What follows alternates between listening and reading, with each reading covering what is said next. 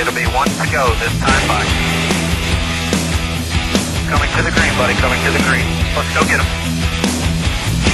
Go, go, go, dig, dig, dig, go, go, go, go. Get your motor running. Head out on the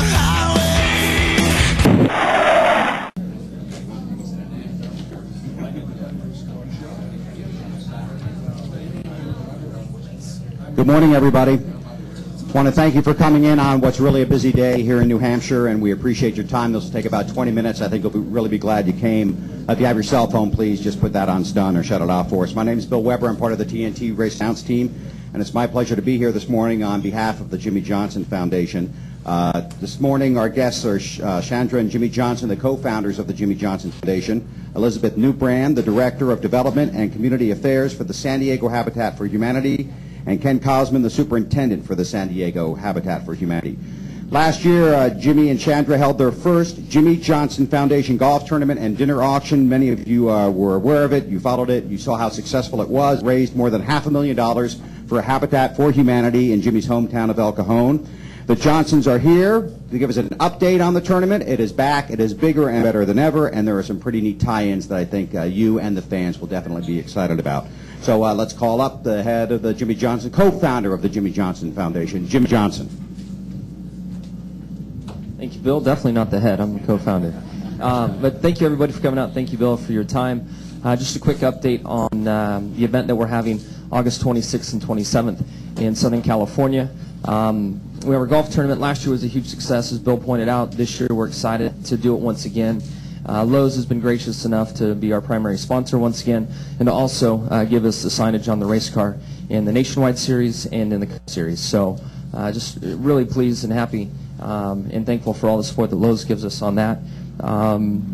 Let's see. So there really hasn't been a lot of change from the way we're doing things out in California. We have our dinner on Tuesday night, where we'll have some special guests show up and entertain us once again, and then our golf tournament will be on Thursday. We had a great turnout of drivers last year and expecting the same again this year.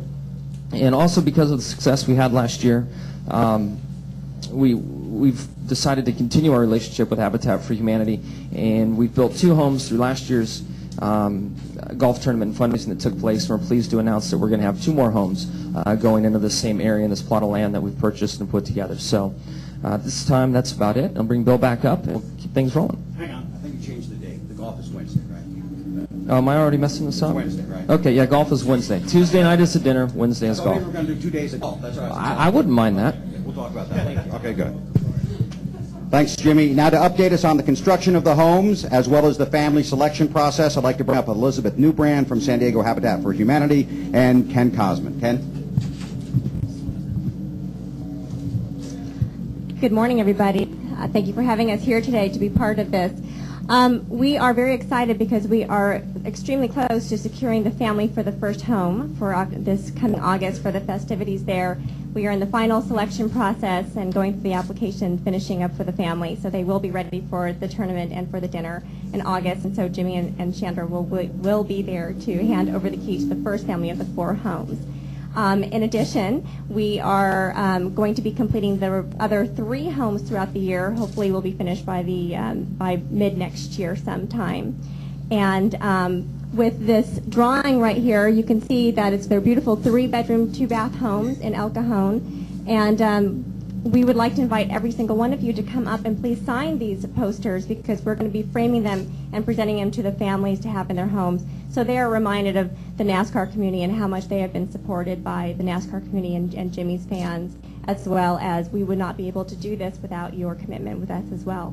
So thank you very much. Thank you, Elizabeth. Thank you, Ken. In a minute, I know a lot of you have done stuff with Habitat for Humanity before. You've covered many of the events, but maybe never had a real hands-on experience with it. And we're going to give you a chance to do that really right here in just a minute. We're going to ask you to help us assemble the gates that are going to go in front of some of these new homes that Habitat for Humanity is building. So when that house is actually done, you will have the opportunity to actually be part of the construction, which is kind of a neat idea.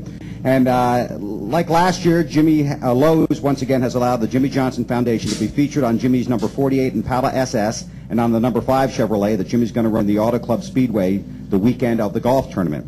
Now, not only will the cars be special that weekend, but Jimmie's Cup helmet will be special as well. The foundation is calling it the Helmet of Hope, and Jimmie can come back up here and tell us a little bit more about it.